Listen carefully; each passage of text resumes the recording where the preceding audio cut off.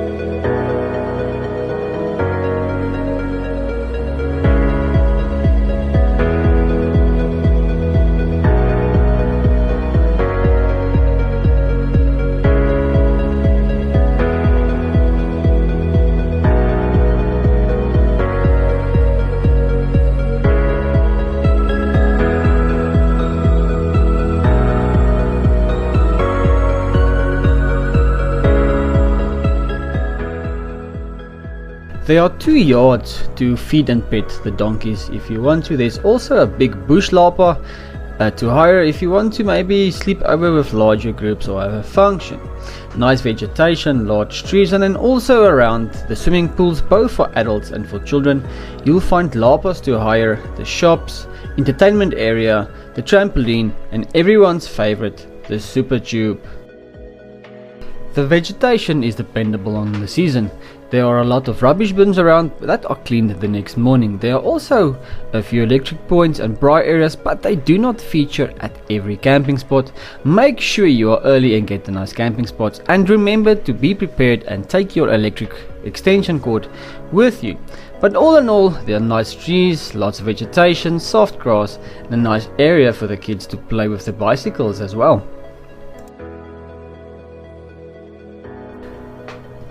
The wildlife is quite nice to enjoy as well.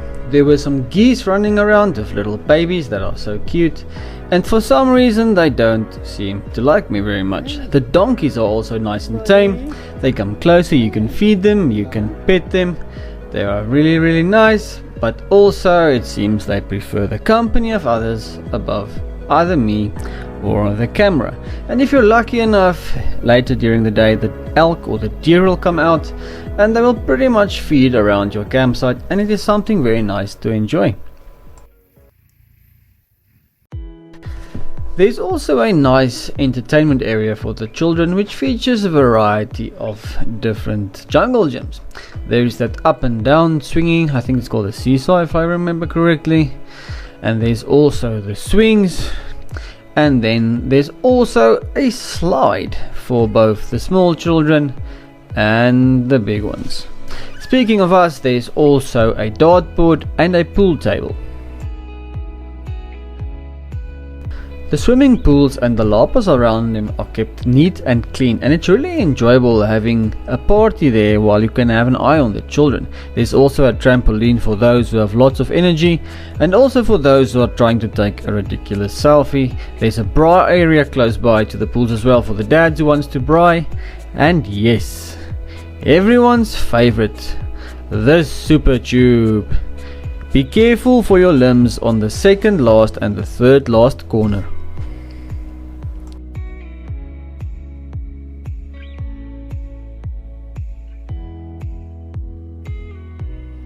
So in my car, or on my car, I have that roof rack with a swing arm that expands, that opens. So pretty much it opens and closes like that. And that obviously becomes the awning and everything pretty much like this, but the only thing is my car is a lot lower. So but what I do, since I am a single person in my car, I have a lot of space. So just for example, imagine this is now my car. On this side I have the emergency tins like these ones, and the ones that are there on the floor where all the over there where the camping stuff is in. That is packed on the side in my car, nice and neat. And then on the side I have a mattress which is in my tent, but you can use this as an example. I have a mattress in my car, and I can pretty much sleep straight with the temporarily cheap sleeping bag. So when I evacuate or we drive in a convoy and we need to overnight, I don't take out anything. I have a car box like this, which has got all the camping stuff on the inside, which is overnight accommodation for eating and so on. But I will do a video about the box. Beneath this is actually a recovery box.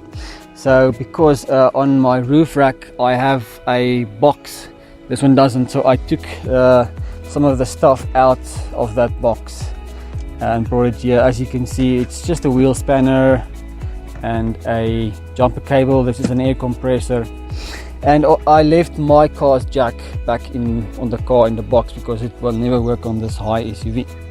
So the recovery gear I have in my car, this is maps, extra light bulbs, electronics, some antifreeze and stuff like that, just for car maintenance and recovery. So basically I will be sleeping in this area in my car, because when you are in a convoy and you're going to your destination, you cannot pretty much unpack, because if there's a situation you need to evacuate quickly, you need to get in your car and you need to go. Now I know a lot of guys, they unpack their roof racks, those rooftop tents and stuff like that. If you get in a situation where you need to get your ass to safety, you pretty much need to climb in your car and drive. So a lot of guys, we recommend that they actually sleep in the car should you do a convoy overnighting. Now usually on a normal convoy overnight, you will be overnighting in a designated area that's been proclaimed safe and all those things by your security and your ops department. But just for as an example, so in my car I have all the boxes, the camping stuff, and then on top obviously is the overnight eating box, and I have my spare wheel. But obviously on the SUVs, a lot of them have their spare wheels at the back, which is easy because if you have a puncture or a broken wheel, you can easily take it off, replace it, instead of unpacking a car. Because if you have a car with your spare wheel in the boot at the back, you have to unpack everything and then put those wheels back. So that's why on my car I have my spare wheel on the roof rack, and SUVs like this has got the wheel up here. So that's pretty much my setup. So in my car I will have the necessary, only the things that I need, and obviously my bug out bag will be in front with me with the radio and obviously the lead and gunpowder. So yeah, so it might be of use for you guys, but yeah, I usually just have a few boxes packed, and on the side I have my bed and I sleep in my car. And yeah, so basically we are now just going to have a couple of snacks, and we're going to fry meat in our fireplace.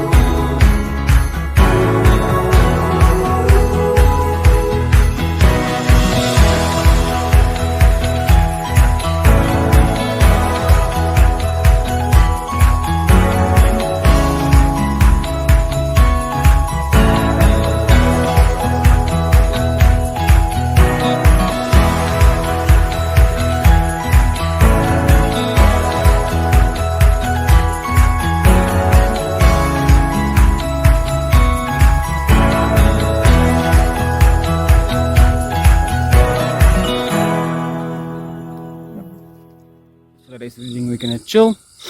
I'm gonna show you now again our fire. I'm gonna show you how that rocket stove burns. Uncle Louis, bye donkey, thank you very much. It was an amazing day. We had pretty much set up the camping setup here about 3 times, and eventually we chopped and changed and we put our heads together, and it was really nice. And I think we're gonna have a nice rest. We were supposed to have rain today, and it was a little bit over cloudy, and it was we had very damp weather, condensed weather.